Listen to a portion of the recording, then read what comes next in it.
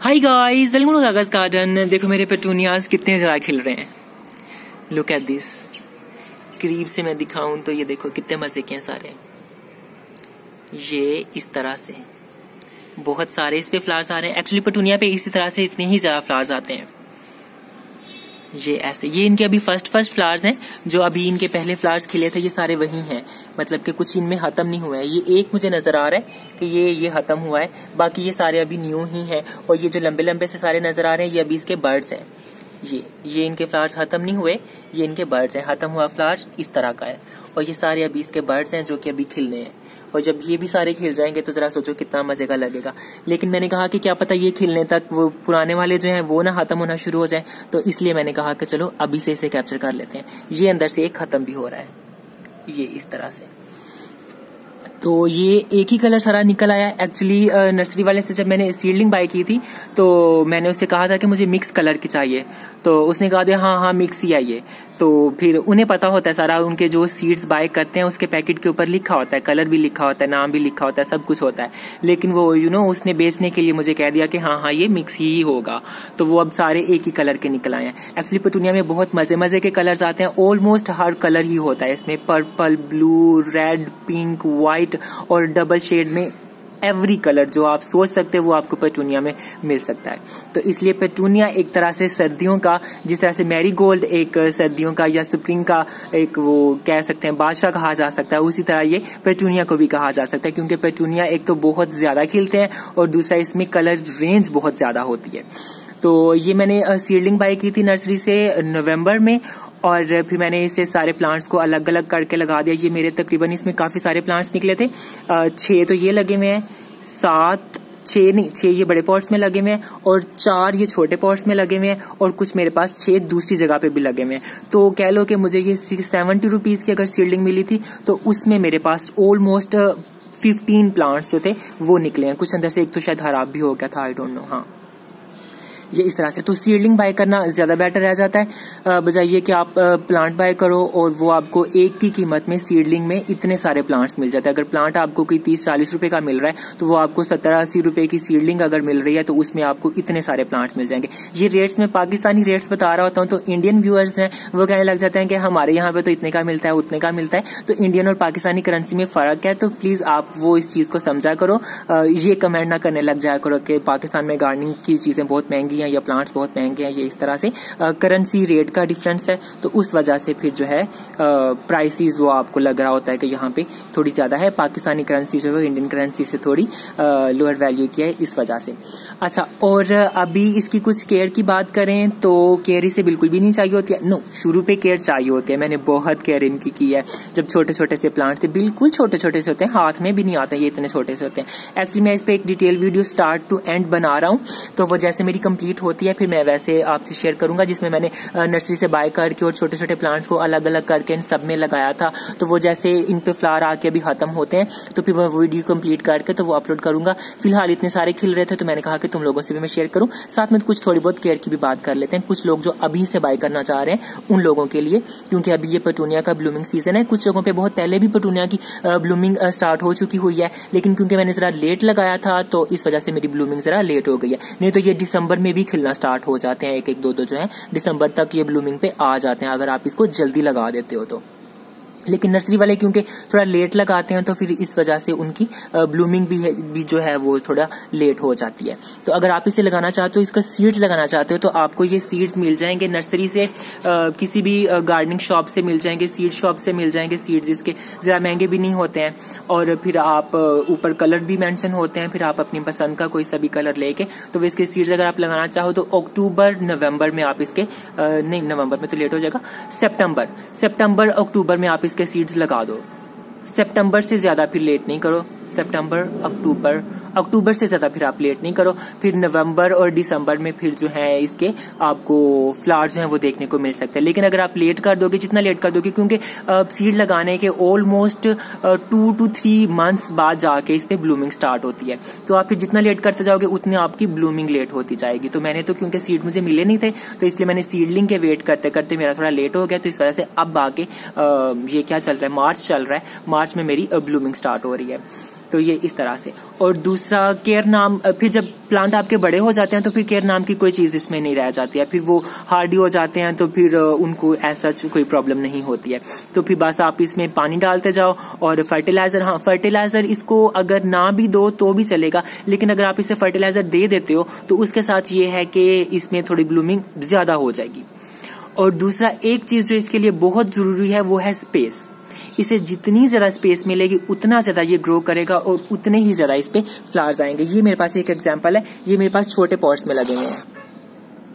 ये भी मैंने प्लांट इन्हीं के साथ ही लगाए थे, ये सारे सेपरेट प्लांट हैं। और इसको देखो और इन प्लांट्स को देखो, इसकी ग्रोथ देखो। एक्चुअली यहाँ पे एक जो था ये बहुत बड़ा है, मैं ये दिखाना चाहूंगा, प्लीज मैं ये दिखाना चाहूंगा। ये इस तरह, ये एक प्लांट है, ये इस तरह से मैंने पॉली बैग्स में लगाए हुए हैं। इसको भी अगर मैं सेपरेट कर लूं तो एक यहाँ पे भी बहुत बड़ा था, ये वाला, ये इस तरह से ये एक सेपरेट प्लांट है। एक प्लांट पे इतने सारे फ्लावर्स आए हुए हैं, ये ऐसे, कितना मजे का लगता है ना। और ये भी वही वाला एक प्लांट है और इसके ऊपर देखो इतने सारे फ्लावर्स आए हुए हैं। तो ये क्यों ऐसा हुआ है, ये सिर्फ जगह की वजह से हुआ है। फर्टिलाइजर भी मैंने दिया है लेकिन कुछ ज्यादा फर्टिलाइजर मैंने इन्हें नहीं दिया है, या शायद दिया भी है, हाँ। तो फर्टिलाइजर भी होता है लेकिन आपके साथ में स्पेस भी होती है। और तीसरी चीज जो बहुत जरूरी है वो है धूप। धूप भी इन्हें फुल सन चाहिए, सुबह से लेकर शाम तक जितनी ज्यादा आप इन्हें धूप दोगे उतने ज्यादा ये आपके अच्छे से ग्रो करेंगे। मेरे पास एक उसकी एग्जाम्पल भी है, मैं वो दिखाता हूँ।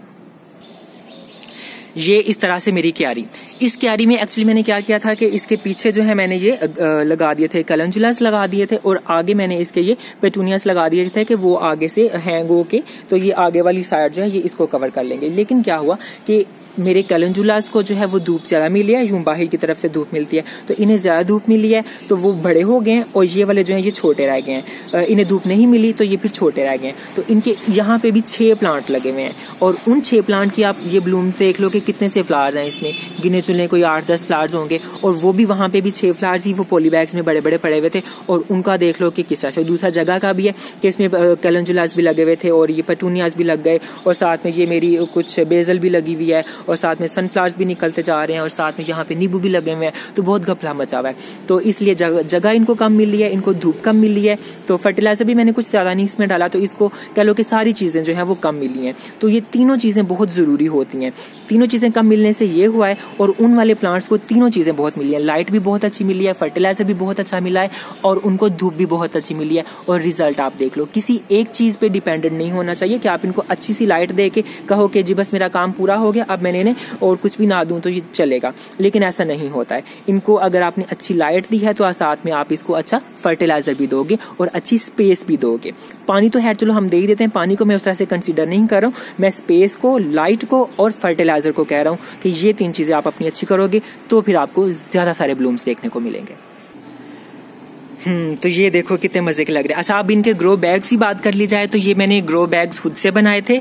और प्लास्टिक के जो बैग्स होते हैं, जो शॉपिंग वाले बैग्स आते हैं, एक जरा बारीक वाले आते हैं, एक जरा मोटे वाले आते हैं। तो आप कोशिश करो कि अगर आप ग्रो बैग्स प्लांट्स के लिए यूज करना चाह रहे हो तो आप उसके लिए मोटे वाले यूज करो, क्योंकि बारीक वाले जो होते हैं वो एक तो ड्यूरेबल भी नहीं होते हैं, वो एक तरह से गिरते पड़ते रहते हैं। तो वो उस वजह से आप पानी डाल दो तो वो सारा पानी एक तरह से होके तो वो निकल जाता है, एक तरफ से प्लांट के अंदर नहीं रहता है। और दूसरा, ये जब आप मोटे बैग्स लगाओगे तो इनकी दीवारें जो है ये इस तरह से सख्त होगी, तो ये इस तरह से फोल्ड भी नहीं होगा इस तरह से, तो वो स्टिफ रहेगा, अपनी जगह पे स्टैंड रहेगा। तो अब पानी अगर आप डालोगे तो वो उसमें खड़ा भी रहेगा उस वजह से। और दूसरा, इसमें ड्रेनेज जो है वो आपका जरूरी होता है, क्योंकि एक तो ये प्लास्टिक के पोट जैसा ही काम करता है, इसकी वॉल्स तो है जो है वो तो पानी उस तरह से एब्जॉर्ब नहीं करती हैं, इसका प्लांट ने ही जो कंज्यूम करना है वही करना है। तो इसलिए आपको अगर आप ग्रो बैग्स में लगाते हो या प्लास्टिक पॉट में लगाते हो तो फिर आपको इसके पानी का बहुत ख्याल रखना पड़ेगा कि आप सिर्फ उतना ही पानी दो जितना कि प्लांट को चाहिए, ना कि आप ज्यादा पानी दे दो जो कि प्लांट से भी ना कंज्यूम हो सके। और दूसरा,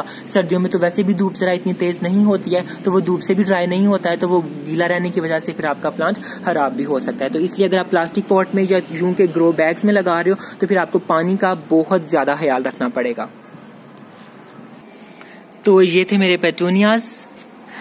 देखो जरा कितने ज्यादा खिल रहे हैं। इसका कलर कुछ इस तरह से है, ग्रीनिश ऐसा कलर है इसका, येलोइश और ग्रीनिश ऐसा इसका कलर है। कलर की वजह से मुझे कुछ खास अच्छा नहीं लग रहा है, लेकिन अगर ब्लूम वाइज देखा जाए तो बहुत मजे का लग रहा है मुझे। पेटूनिया मुझे पहले कुछ इतना खास अच्छा नहीं लगता था, लेकिन इस साल जब मैंने अब ट्राई किया है तो मुझे बहुत मजे के लग रहे हैं। अब मैं हर साल जरूर ट्राई करूंगा, लेकिन फिर वही मुझे डर रहेगा कि पता नहीं इस पे ऊपर फ्लावर्स किस तरह के आएंगे, क्योंकि मैं सीडलिंग बाय करता हूँ मोस्टली, तो उस वजह से थोड़ा डर रहता है कि किस तरह से नहीं। लेकिन पेटूनियाज मोस्टली इसी तरह से आते हैं कि वन कलर में ही आते हैं। पेटूनियाज मिक्स जो हैं वो बहुत कम आते हैं जो नर्सरी से हमें मिलते हैं। तो नर्सरी वाले तो 4, 5, 6 पैकेट ले लेते हैं और वो मिक्स करके लगा देते हैं, लेकिन इन्होंने पता नहीं कैसे किया था कि वो सारे एक ही कलर के लगा दिए हैं। तो खैर चलो कोई बात नहीं, आप अगर लेना चाहो तो अभी भी नर्सरीज पे अवेलेबल हैं, आप उन्हें ले सकते हो, एंजॉय कर सकते हो। ये तकरीबन आपके अप्रैल मई तक तो रहेंगे ही। और कुछ पेटूनिया की वैरायटीज पेरेनियल भी होती हैं जो कि आपकी सारा साल रहती हैं, और आपके एरिया पे भी डिपेंड करता है। अगर आप किसी ठंडे एरिया में रहते हो तो वहाँ पे भी गर्मियों में इतनी ज़्यादा धूप नहीं, अगर आपके गर्मी नहीं होती है तो भी आपके गर्मियों में वो प्लांट रह सकते हैं और अगले साल फिर आपको फ्लावरिंग दे सकते हैं। तो ये इस तरह से, लेकिन हमारे यहाँ पे तो गर्मी बहुत ज़्यादा हो जाती है और पेटूनिया जो है वो एज एनुअल प्लांट ही लगाया जाता है। तो अब ये अप्रैल तक रहेगा और उसके बाद फिर ये ख़त्म हो जाएगा। तो फिर अगले साल दोबारा से इसके सीड्स भी सेव कर लिए जाते हैं। तो अगर मेरे कोई सीड्स बनते हैं तो फिर मैं वो सीड्स कलेक्टिंग की वीडियो जो है वो बाद में अलग से डालूंगा, और जैसे इसकी वो video start to end complete होती है वो वाली भी मैं आपसे शेयर करूंगा। तो फिर मिलते हैं किसी और वीडियो में। Okay guys, bye.